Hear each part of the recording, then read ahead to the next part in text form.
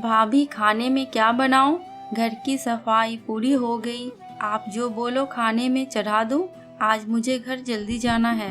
राधा ने घर की बहू स्नेहा से पूछा और फ्रिज खोलकर सब्जी निकालने लगी।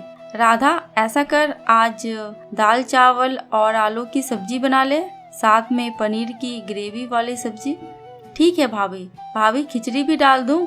कल डॉक्टर ने बाबूजी के लिए खिचड़ी खाने के लिए कहा था ना, और अम्मा ने कहा था बाबूजी के लिए जाते जाते खिचड़ी बनाती जाऊं।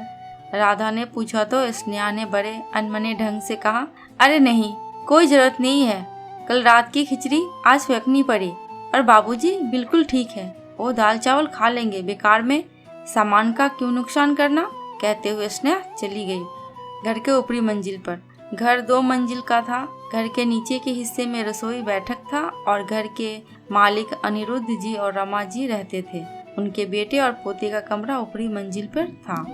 घर अनिरुद्ध जी ने बनवाया था। साड़ियों के व्यापारी अनिरुद्ध जी के घर पैसे रुपए की कोई कमी नहीं थी। अनिरुद्ध जी ने व्यापार को बहुत ऊंचाई दी। अब साथ में बेटे के साथ उन्हें शहर के सबसे बड़े व्यापारियों में शामिल हो गए। दोपहर के समय पति और बेटे के आने का समय हुआ। रमा जी रसोई में गई देखने क्या क्या तैयार हुआ है। राधा, क्या क्या बनाया? अम्मा, दाल चावल, आलू की सूखी सब्जी और पनीर की ग्रेवी वाली, बस सब तैयार है। खीरे का रायता बना रही हूँ। और बाबूजी के लिए मूंग वाली खिचड़ी, वो तैयार है ना? सब आते ही होंगे। उनका सवाल सुन राधा चुप हो गई। ओ अम्मा, भाभी ने मना कर दिया। उन्होंने कहा जो खाना बन रहा है वो बाबूजी भी खा लेंगे। कहते हुए राधा सर झुकाकर खड़ी हो गई। ऐसा कर, तू खिचड़ी चढ़ा दे, बाबूजी की खिचड़ी ही खाएंगे। कहते बाहर चली गई। रमा जी गुस्से से बिफर पड़ी। हॉल में आई और स्नेहा को आवाज लगाई। हाँ माँ, क्या हुआ? अभी तो बाबूजी और रमेश, फिर आपने क्यों बुलाया? राधा को तुमने खिचड़ी बनाने से मना किया स्नेहा? 2 टूक का सवाल सुन स्नेहा घबरा गई। हाँ माँ, कहते हुए पसीने छूट गए। रमा जी ज्यादा नहीं बोलती, ना सास बनकर बहुत रोक टोक करती।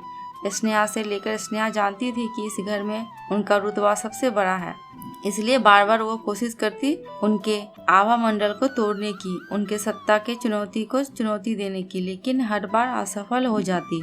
आज फिर वही काम किया था स्नेहा। वो चाहती थी कि घर पर उसका राज चले।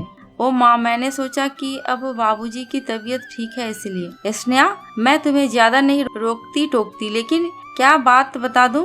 अभी ये भी गृहस्थी मेरी है और वो रसोई भी।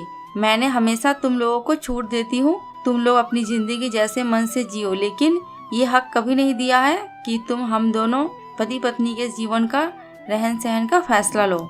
ये घर और गृहस्थी मेरी है और जो जमी जमाई देख रही हो ना, उसको जमाने में मेरी जिंदगी की 40 साल लगे हैं। ऊपर के मंजिल पर एक रसोई घर है, आज से तुम अपनी रसोई वहाँ जमा लो, मुझे कोई तकलीफ नहीं होगी। और उस रसोई की मालकिन बनकर खुद के लिए फैसले लेते रहना। लगातार गुस्से में बोलते हुए रमा जी कांपने लगी। तभी अनिरुद्ध जी बेटे के साथ आ गए। भाई क्या हुआ, इतना सन्नाटा क्यों है? खाना तैयार हो तो डाइनिंग टेबल पर लगाओ, हम आते हैं। और सुनो, खिचड़ी के साथ थोड़ी चटनी भी बनवा लेना, इतना खाने की इजाजत तो है ना? हाँ हाँ, बैठिए ना, बस तैयार है। कहते हुए रसोई में गई और जल्दी से मिर्च और लहसुन की चटनी बनाने लगी। सभी ने खाना खत्म किया। कुछ देर बाद अनिरुद्ध जी ने बेटे रमेश के साथ दुकान चले गए। रमा जी ने स्नेहा को बुलाया और बोली, स्नेहा क्या सोचा है? आज शाम तक अपना रसोई जमा लो।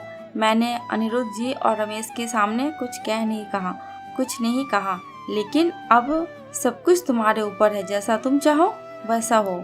स्नेहा डर गई। अब तो उसका हालत खराब था। उसने कल्पना भी नहीं की थी कि उसकी छोटी सी दृष्टता ऐसे गले पड़ जाएगी और सासू माँ इतना कठोर बन जाएंगी। रमेश माँ के लिए कोई तकलीफ, उनकी बेइज्जती नहीं बर्दाश्त कर सकता था। तुरंत सासू माँ के कदमों पर गिर गई। माँ, मुझे माफ कर दीजिए, गलती हो गई, अब ऐसी गलती नहीं होगी। आपका बड़प्पन है कि आपने रमेश और बाबूजी के सामने कुछ नहीं कहा। कहते हुए हाथ जोड़कर खड़ी हो गई। रमा जी ने बहू के हाथ पकड़ अपने पास बिठा लिया और बोल पड़ी, बहू, मैं भी चाहती हूँ कि तुम इस घर की जिम्मेदारियाँ को संभालो। तुम जब ब्याह करके आई तब से मैंने कभी अपने विचार तुम्हारे ऊपर नहीं थोपे। चाहती हूँ तुम जिम्मेदारियों को निभाओ, लेकिन सभी के भावनाओं का ख्याल रखकर, किसी का मन ना दुखाओ। राधा जब भी पूछती खाने में क्या बनेगा तो मैं उसे तुम्हारे पास भेजती हूँ। मैं चाहती थी मैं चाहती तो खुद ही सब बताती। किसी गृहस्थी को बनाने में वर्षों लग जाते हैं। पति पत्नी की मेहनत, उनके अपने अनगिनत सपने जिन्हें वो गृहस्थी के नींव पर झोंक देते हैं। अपना धैर्य, जाने क्या क्या। उस गृहस्थी में सभी के भावनाओं का ख्याल होना चाहिए। बड़ा या छोटा सभी को यथोचित सम्मान मिलना चाहिए, तब एक गृहस्थी सुंदर बनती है।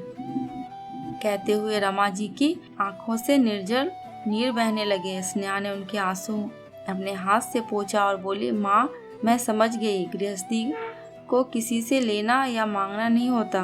वो एक भाव है जिसे जीना होता है, जिसे समझना होता है। एक एक तिनका जोड़कर गृहस्थी बनती है।